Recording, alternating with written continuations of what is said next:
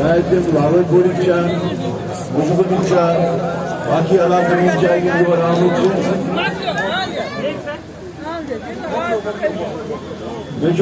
तकरीर कर मे फैसले खुदायस तो तुह पे मे वो मुझगुंड अगर ये जनान याद आसी तीजो शानों पे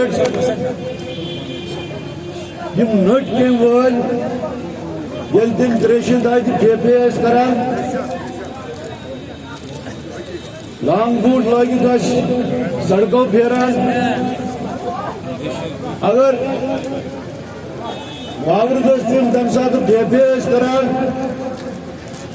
बुनियादी मसाइल अगर तुझे याद आसे तो मैं क्या मानूं कि तो क्या पास मोहम्मद आज का नया नहीं है, कई दहाइयों से मेरा इस कॉन्स्टिट्यूंसी से ताल्लुक़ रहा है। छोटे बड़े दरमियाने दर्जे के इलेक्शंस यहाँ से लड़े हैं और अल्हम्दुलिल्लाह अच्छा खासा सपोर्ट तब भी मिला और इस इलाके की जो डेवलपमेंटल नीड्स थी वो अल्हम्दुलिल्लाह बहुत हद तक पूरी की गई और इनका एक ये ख्वाहिश थी कि इनको अभी तक जिन लोगों ने जो उनकी रिप्रेजेंटेशन करते थे वो उस मयार के नहीं थे और इस वजह से इन्हें इनकी ख्वाहिश थी कि एक ईमानदार आदमी एक डेवलपमेंटल बेस्ड आदमी इनकी नुमाइंदगी करे। तो वही वजह है जो आज आप इनका ये प्यार मोहब्बत देख रहे हैं। नहीं, हम तो होपफुल हैं कि ये अलायंस जो है ये दो पार्टीज़ का अलायंस नहीं है, ये लोगों का अलायंस है। ये लोगों की ख्वाहिश और उनकी जज्बात की वजह से हुई, क्योंकि वो इस चीज़ के वास्ते बज़िद भी थे और उनकी ये ख्वाहिश थी कि यहाँ एक ऐसी ताकत जुड़ के आगे आए जो बीजेपी के जो नापाक इरादे हैं, जो नापाक मंसूबे हैं, उनका मुकाबला किया जाए और लोगों की ख्वाहिश और उनकी चाहत के मुताबिक ये अलायंस हुआ है। हम तारिक हमीद कर्रा की बात करेंगे। ये तब प्रेसिडेंट बने जब इलेक्शंस बिल्कुल नज़दीक थे, तो आप क्या कहना चाहेंगे? मैं तो शुक्रिया अदा करूँगा सोनिया जी का, राहुल जी का, खड़गे जी का, प्रियंका जी का, जिन्होंने ऐसे क्रूशियल मौके पे मुझ पे एतबार दिखाया और मैं कोशिश कर रहा हूं कि मैं उस एतबार पे पूरा उतरूं। ये पहली दफ़ा ऐसा हुआ है पूरे मुल्क में कि इलेक्शन डिक्लेयर होने के उसी दिन में 3 बजे इलेक्शन डिक्लेयर हुआ, 12 बजे रात को यहाँ की क़यादत जो है वो मेरे हाथों सौंपी गई।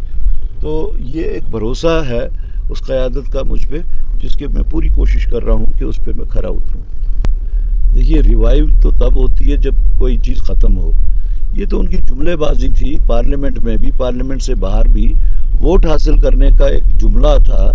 वरना आज भी आप देखिए, ये तो इस सरकार की नाकामी है, बल्कि ये लोग हर बाकी जगहों पे यूपी वगैरह में कहते हैं डबल इंजन सरकार, यहाँ पे भी वही डबल इंजन सरकार चल रही है। और ये दोनों सरकारों की, चाहे वो स्टेट एडमिनिस्ट्रेशन हो या मरकज़ी सरकार हो, ये उनका फेलियर है। वरना क्या वजह है, उनको बीजेपी को इस बात का जवाब देना चाहिए कि क्या वजह है कि हर महीने 4-5 एनकाउंटर्स होते हैं और काफ़ी जवान हमारे शहीद होते हैं। तो उस चीज़, अगर वो ये मिलिटेंसी ख़त्म हो गई थी तो फिर ये सब क्या है? कभी तो वो पार्लियामेंट में या पार्लियामेंट से बाहर ये जवाब देते कहते हैं कि मिलिटेंसी ख़त्म हो गई है, जब से आर्टिकल 370 एब्रोगेट हुआ तब से ख़त्म हो गई है। तो ये सब क्या है? तो या तो वो पार्लियामेंट को धोखा देते हैं या यहाँ के हिंदुस्तान के 140 करोड़ लोगों को धोखा दे रहे हैं। हर अलायंस सीट शेयरिंग का होता है। बीजेपी भी जहाँ पे किसी भी स्टेट में, चाहे असेंबली का हो चाहे पार्लियामेंट का हो, जिस वक्त वो अलायंस करते हैं तो सीट शेयरिंग की बुनियाद पे ही करते हैं ना।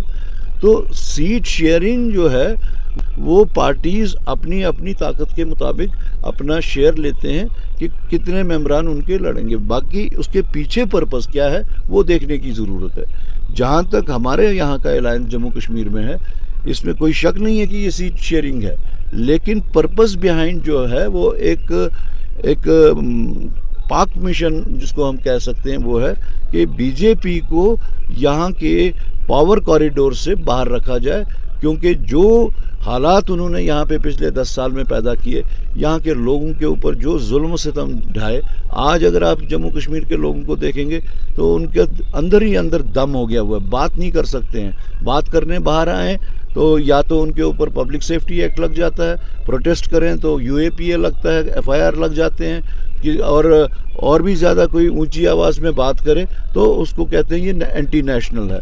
तो यहाँ के लोग इस सरकार या इनके रवैये या इनकी पॉलिसी से इतना दुखी हो चुके हैं कि वो कहते हैं कि किसी भी तरह से हम इनको इस बार पावर कॉरिडोर्स में नहीं आने देंगे।